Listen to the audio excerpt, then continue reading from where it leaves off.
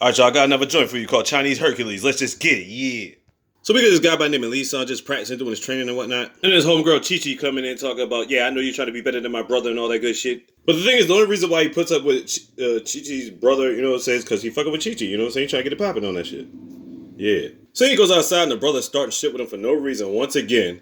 They just picking with him and shit, even though Chi Chi is trying to stop her brother. So after Lee Son starts putting the beats to the brother gets mad and pulls out a knife. Lee Son accidentally kills the brother. He's so distraught with having blood on his hands, he ends up running away. He gets so distraught that he ends up going to this random island, whatever like that, and beating the shit out of his hands. He just wants to destroy his hands because he don't want to fight no more. Obviously, he can't deal with the fact that he killed someone. This is the first time he's ever killed anybody. So what does he end up doing? He goes to this island, he works at this pier or whatever like that, because he feels like he basically wants to atone for his sins. Now, who is this guy on the left? He's one of the workers named Tao. I'll explain him later. So basically, Lee Son's going by a different name. He's going by Yao Ming or something like that, just to make sure nobody can catch up with his, basically so people don't know who he is, you know what I'm saying? Just in case other people are looking for him. But they get suspicious about him because he's doing twice as much work as anybody other workers are doing. See, the thing is, all these other people are just regular workers just trying to make a living. And the thing about Lee Son is, he's always been a fighter. So because they don't know where he come from, they don't understand why he's trying to work so much goddamn hard. So he does all this work, get all his wages. He's been working for like a month at this point, right? Then we got this random chick and her brother that's trying to steal rice. Look at my niggas in the background. They sit there looking like, really? That's what y'all doing? You know what I'm saying? They already got caught. Look at them. So he knows what's about to happen. They about to beat these niggas to death. So Lee Son basically gives up his monthly wages to make sure these kids don't get beat to death. But the crazy thing is they found out these kids did not just take one bag of rice. They've been taking like 20 different bags of rice like all the time. They always stealing some shit, right? So now, so you thinking to yourself, damn, he's already gave a month wages. He ain't got no more money to bail them out. So basically, he's got to take a beating for them. Crazy thing, Leon is willing to go through with it because he never wants to raise his fist again because he's thinking about the time that he killed a brother. So basically, he's willing to take this beating. And then the foreman, Mr. Chan, arrives and is really like, hey, we gonna carry out this beating. That's how it's going down. We gonna beat these niggas to death. And I swear to God, I've never heard happy music for a villain coming out, yo. Like, what is the celebration about? They're fucking villains. Listen to this shit, yo.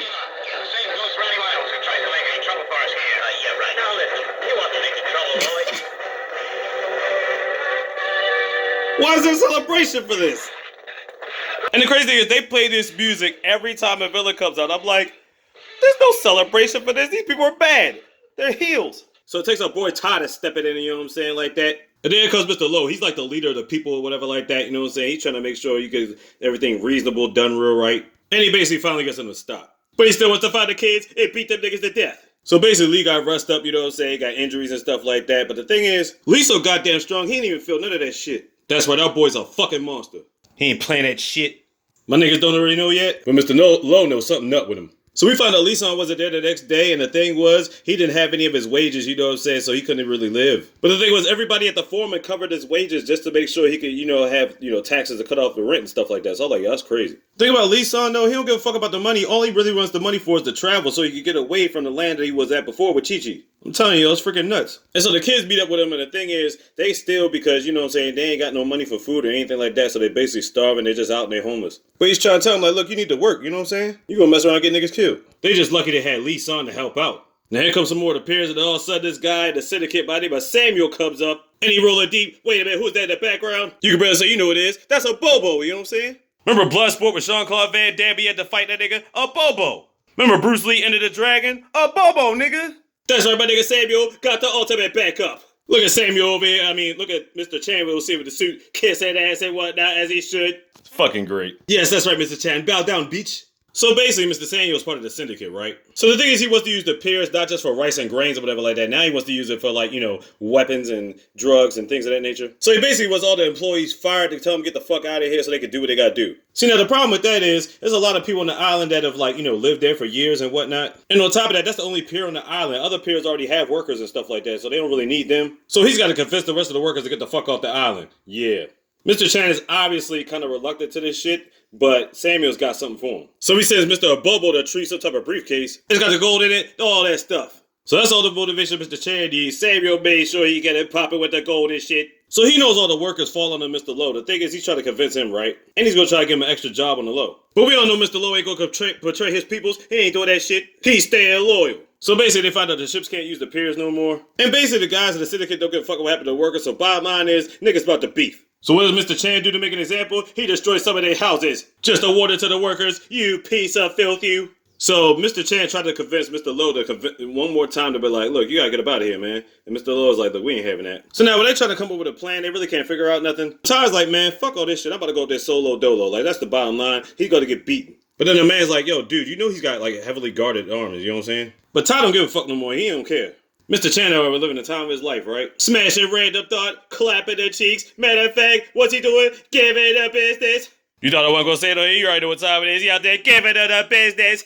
So anyway, with all that's going on, Ty comes through there like, fuck this shit, we about to rectify niggas. But unfortunately for Ty, he got rectified his damn self. He got done deal and that was it. And bottom line is, we kind of knew that was gonna happen. They brought his body out there just to show the workers who means boss. That's crazy. All of a sudden, Lee San got something to say, like, wait a minute. He was balling up his fist, oh shit. Keep in mind, we ain't seen a fight since he killed the brother, you know what I'm saying? Look like he about to fight Mr. Chan, that's what we been waiting for, oh shit. Mr. Lowe looking like, what the fuck is about to happen? What's going on here? But then we're like, no, he can't do it. Then he allows himself to get beat on again, damn it. And then Mr. Lowe said he had enough, he's gonna fight Mr. Chan. And then Mr. Lowe whips Mr. Chan's candy ass and gets dragged out. Look at Mr. Chan's bitch ass getting dragged out. He tells the other boys, take this piece of trash back to your house. So one of the workers asks like, yo, why you kill Mr. Chan? So he's like, I killed a man before, you know what I'm saying? That's hard to live with, you know what I mean? So you can tell he kind of knew what was going on with Lee San, you know what I'm saying? He had sympathy for the situation. He can read through that shit. Now Mr. Chan gotta go back and explain to Samuel why shit ain't getting done. So I want you to take a guess what happens. Like literally, take a guess. What you think about to happen to Mr. Chan, you know what I'm saying?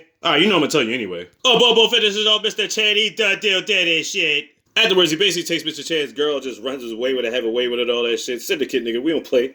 And Samuel and the Bobo basically take over operations. Not like they weren't in charge of it to begin with. So basically, they handle Mr. Lowe by themselves, giving him the beats, damn near leaving it for dead. Now this is the thing that Samuel does, right? When he feels like a Bobo is like damn near getting beat or having a competition with somebody, he always puts his cigarette in his mouth. And what does he do when he does a cigarette? He basically flicks it into the opponent's face so that way a Bobo can get the advantage. Now a Bobo doesn't appreciate that shit. Because a Bobo wants to beat niggas on his own. He don't need no assistance. Or so he thinks. Who the hell am I to question a Bobo? You know what I'm saying? Like for real.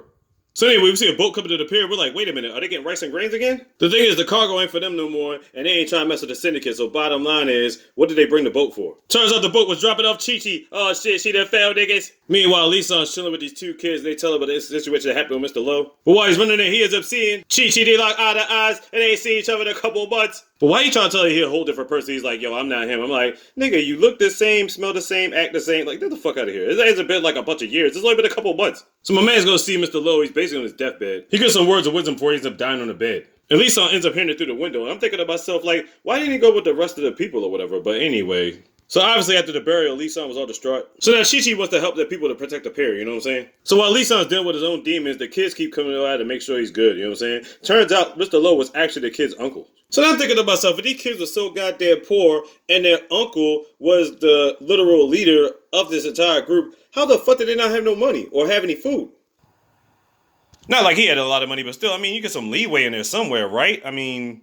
Well, anyway, Samuel out there clapping them cheeks, giving the business. But he don't give a shit about that. He's just ready to have no business. So now they go to the pier. Bottom line is, they ain't talk to these niggas no more. They about to get niggas death. And by God, they did. It gets to the point where one of the older dudes had to tell them to give up the fight, you know what I'm saying? Just so they could, you know, keep other people alive at this point. And they tell them they'll give up the pier by tomorrow, you know what I'm saying? They'll come back tomorrow to check and see if everybody's gone. Now, throughout the whole fight, Lee-san wasn't there because, you know, he's confronting with his own demons. So while this is going on, Chi-Chi finally confronts Lee-san about his demons and everybody calling him a coward. And she basically gives him this speech, this long drawn-out speech about being a man and whatnot. And it basically gives him the courage to do what he gotta do. The crazy thing about all this shit is, turns out Chi-Chi's brother is not actually dead. He just had a concussion. So you mean to tell me you're gonna make him live with the fact that he did not kill your brother? But I guess she's trying to do something to convince him that he needs to, you know, be able to do something and gain his confidence back and being a quote-unquote man so he can handle business and try to save these people that are on this island. I get the means, I get it, but goddamn, like, after he finishes his fight and hopefully he knocks off niggas, you know what I'm saying? Can you tell him that your brother is not dead?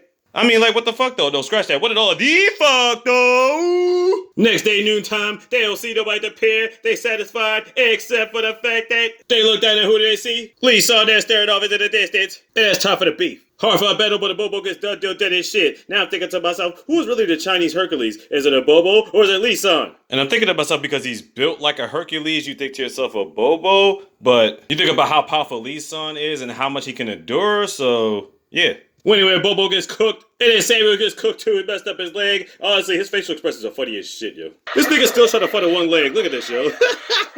Hilarious.